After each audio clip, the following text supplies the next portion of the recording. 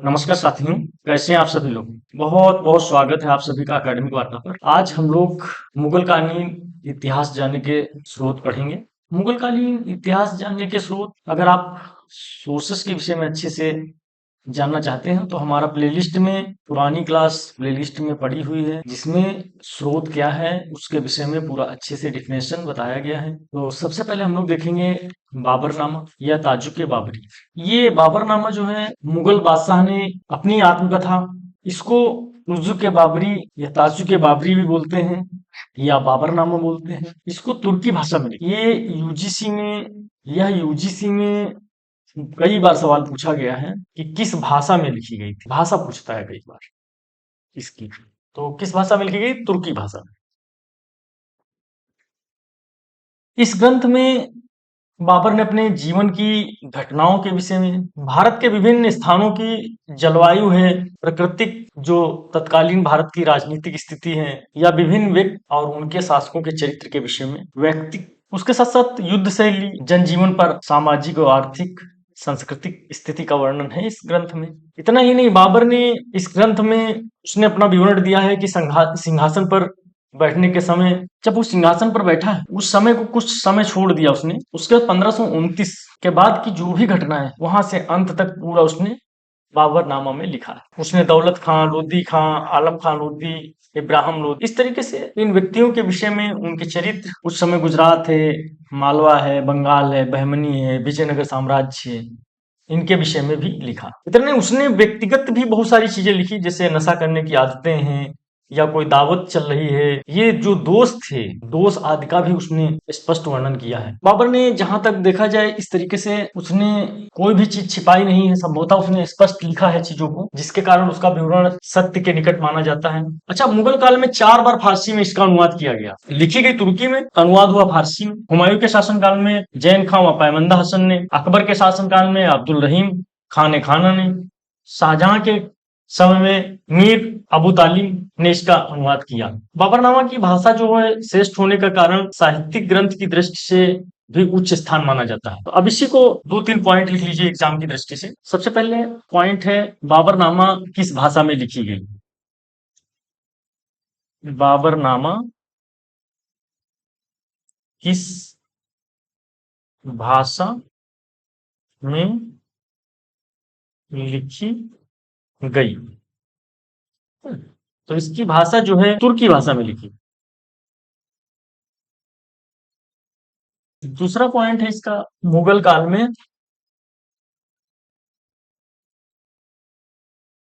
इसका 4 बार अनुवाद फारसी भाषा में किया। फारसी भाषा में किया गया, 4 बार फारसी भाषा में अनुवाद इसका किया गया। नेक्स्ट है तारीख रसीदी। ये तारीख रसीदी लिखा मिर्जा हैदर कृत है। मिर्जा हैदर, इसके लेखक कौन थे?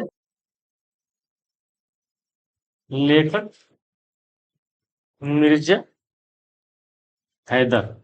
ओके, मतलब तारीख रसीदी की रचना जो है मिर्जा हैदर ने करी थी। भाषा क्या थी? भाषा फारसी, फारसी भाषा में लिखा गया। ये बाबर का रिश्तेदार था। इस ग्रंथ में उसने बाबर और हुमायूं के शासन की सभी घटनाओं का वर्णन किया है, जिससे उसने स्वयं देखा था कि, और उसने भाग लिया था। जैसे कन्नौज के युद्ध में हुमायूं के विषय में वो लिखता है। तारीख रसीदी को 2 भागों में लिखा उसने। 1527 पहला पार्ट और दूसरा पार्ट उसने लिखा 1553।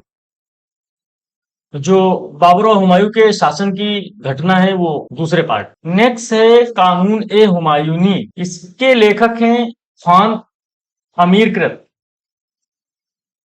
खान अमीर।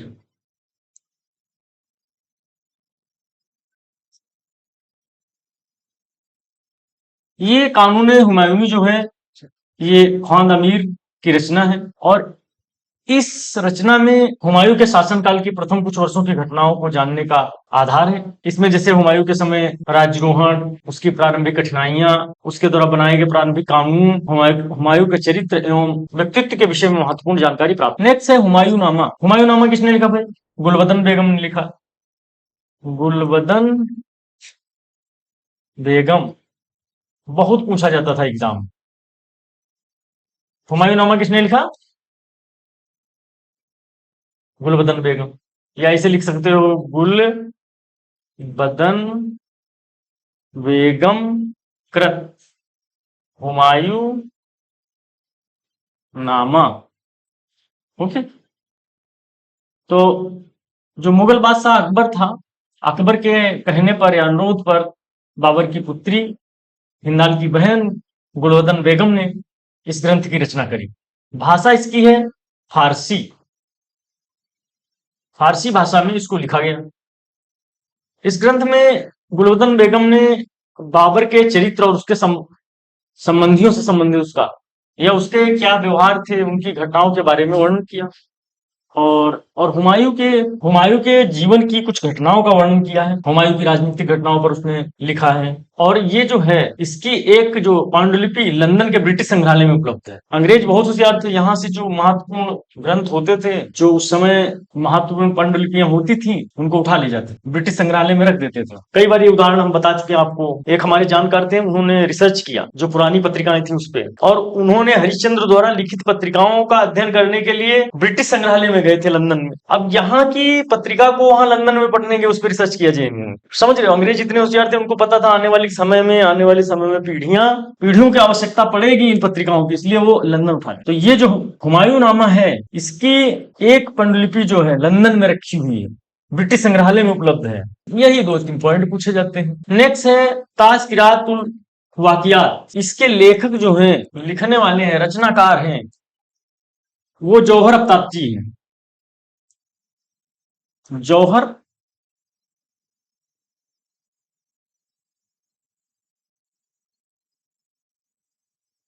अफ्ताबची, इनके ये दो कृत है ये ताज़किरातुल वाकियात। इसको जौहर अफ्ताबची को बाबर ने कहा, बाबर के कहने पर या बाबर के सुझाव पर इन्होंने इस ग्रंथ की रचना करी। भाषा इसकी है फारसी। फारसी भाषा में इन्होंने लिखा।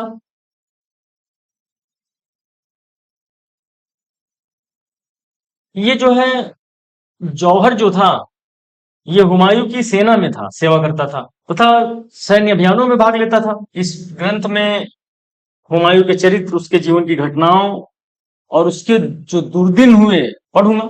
जब हुमायूं पढ़ोगे तो बहुत सारी चीजें पढ़ी जाएंगी, बताई जाएंगी उसके विषय में, उसके बाल्यकाल के अवस्था के विषय में, उसके जन्म के विषय में।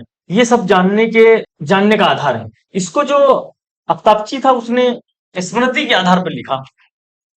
इसलिए इसमें क्या है, क्रमिक रूप से घटनाओं का वर्णन नहीं है, बस अपनी स्टोरी उसको जो याद आती रही लिखता रहा। तो इसमें क्या पूछा जा सकता है, ताज़किरातुल वकियात किसकी रचना है? ये जौहर अफ्ताबची की है। ये किसके कहने पर? बाबर के कहने पर। ये इसकी भाषा क्या है? फारसी भाषा है। और इसमें वर्णन किसका है? ये हुमायूं का के विषय में वर्णन कर। ये महत्वपूर्ण हो गया। नेक्स्ट है दौलत शेरशाही। ये किसने लिखा? हसन अली खां। हसन अली खां कृत। हसन अली खां कृत। हसन अली ने इसको लिखा। दौलत शेरशाही हसन अली ने लिखा। भाषा इसकी फारसी है। नोट्स बना लीजिए आप लोग। बुक का नाम, लेखक का नाम, या लेखक का नाम फिर बुक का नाम, फिर उसके बाद भाषा, फिर उसका महत्वपूर्ण क्या है। तीन तीन पॉइंट में लिख लीजिए। जो ये हसन था, हसन, ये शेर शाह का मित्र था, और उसने इस ग्रंथ की रचना, दौलत शेरशाही की रचना, मुगलों के शासन के प्रारंभिक वर्षों में लिखा। इसमें शेर शाह के विषय में, उसके चरित्र के विषय में, उसके व्यक्तिगत जीवन के विषय में वर्णन किया गया है। जैसे उसने जो जनहितकारी कार्य किए, सराय बनवाए, या उसकी धार्मिक नीतियां क्या थी, उन विषय में महत्वपूर्ण जानकारी प्राप्त होती है इस ग्रंथ से। तो आप रख लीजिए, दौलत शेरशाही हसन अली खान ने लिखी थी। भाषा इसकी फारसी था। इसके विषय में, शेर शाह सूरी के विषय में विशेष वर्णन मिलता है। बस तीन पॉइंट याद कर लीजिए, क्योंकि ये एक जो कथन करण टाइप का आते क्वेश्चन, उसमें लाइन टू लाइन पूछता है। तारीख शेरशाही, इसके रचनाकार थे अब्बास खां सरवानी। अब्बास खां सरवानी।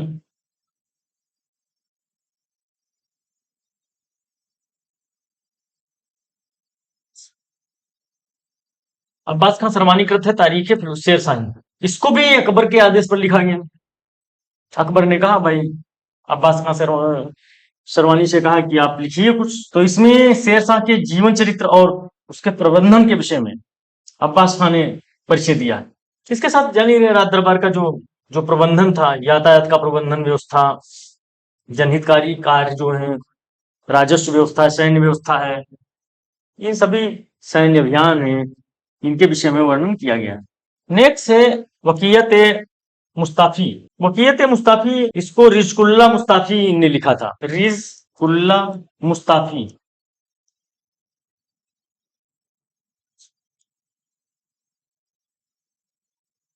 ओके, रिजकुल्ला मुस्ताफी कृत ये ग्रंथ है। इसकी भाषा की बात अगर की जाए तो भाषा इसकी फारसी है। देखिए ज्यादातर फारसी में ही ग्रंथ लिखे जा रहे हैं। इसमें शेरशाह के विषय में जानकारी मिलती है।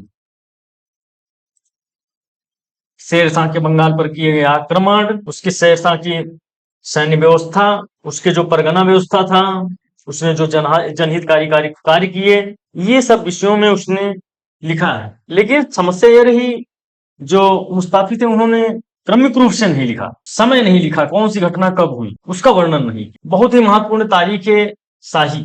इसके लेखक है अहमद यादगार कृत। अहमद यादगार कृत है तारीख है शाही। इसमें भी शेरशाह के विषय में। नेक्स्ट है अकबरनामा। अकबरनामा के जो रचनाकार हैं या जिन्होंने लिखा है इसको, वो व्यक्ति हैं अबुल फजल। अबुल फजल कृत अकबरनामा। सबसे महत्वपूर्ण ये है जो आप पढ़ते हैं आईने अकबरी।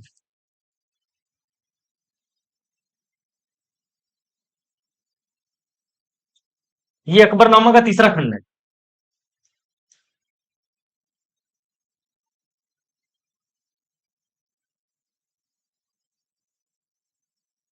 ये बहुत पूछा जाता प्रश्न कि आईने अकबरी जो है अकबरनामा का कौन सा खंड है। तो आपको बताना है कि तीसरा खंड है। यही आईने अकबरी अकबरनामा का तीसरा खंड है। नेक्स्ट तबकात अकबरी। तबकात ए अकबरी निजामुद्दीन अहमद कृत है।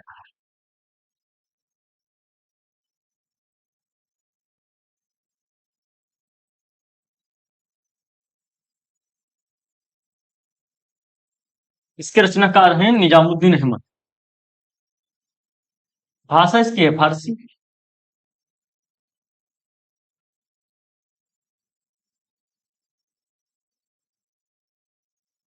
मुंतखाबुल तवारीख अब्दुल कादिर बदायूनी। अब्दुल कादिर बदायूनी कृत मुंतखाब उल तवारीख।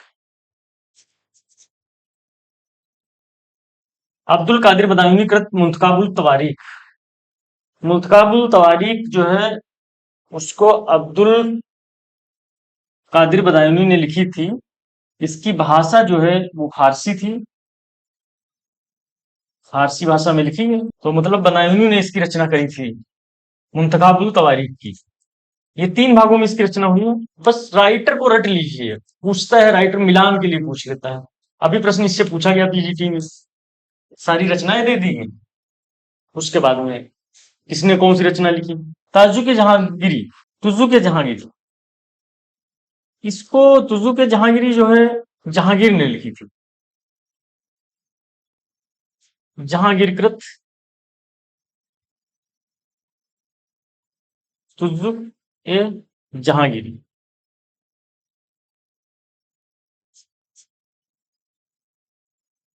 ये जहांगीर की आत्मकथा है। इसने स्वयं लिखी है आत्मकथा। इसने स्वयं लिखना प्रारंभ किया था लेकिन लिख नहीं पाया। इसमें 17 वर्ष तक का उसने इतिहास लिखा अपने शासन पर बैठने से लेकर के। बाद में बीमार हो जाने के कारण इसका दायित्व जो है मुतमिद खान को दे दिया था।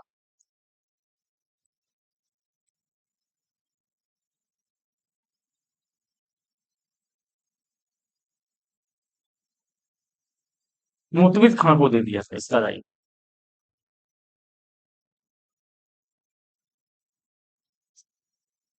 अब इसने क्या किया, मुतमिद खां ने 18-19 वर्ष तक का लगभग इतिहास लिखा। जहांगीर के समय उसकी परिस्थितियों की घटनाओं का वर्णन किया। बाबर के विरुद्ध जो युद्ध हुए उनके विषय में लिखा। नूरजहां से विवाह उसके विषय में लिखा। तो तमाम प्रकार की परिस्थितियों के विषय में उसने लिखा जो शाही दरबार में, राज दरबार में होती थी। इसमें इतना ही नहीं, फूल, पेड़, पशु, पक्षी आदि का सुंदर वर्णन किया गया जो प्राकृतिक सौंदर्य है उसके विषय में। और तुझु की जहांगीरी जो है वो राजनीतिक घटनाओं के विषय में भी इसमें वर्णन मिलता है। इकबाल नामा कौन लिखा था? मोतिमित खां।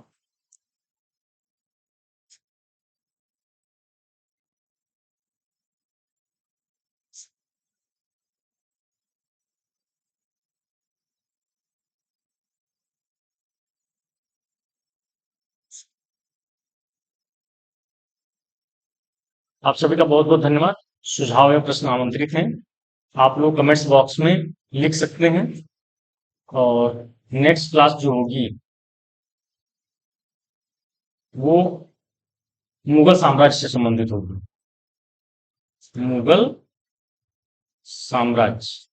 इसमें हम लोग, जो लोग नए हैं, चैनल को सब्सक्राइब कर लीजिए। आप सभी का बहुत बहुत धन्यवाद। Thank you. Thanks for watching.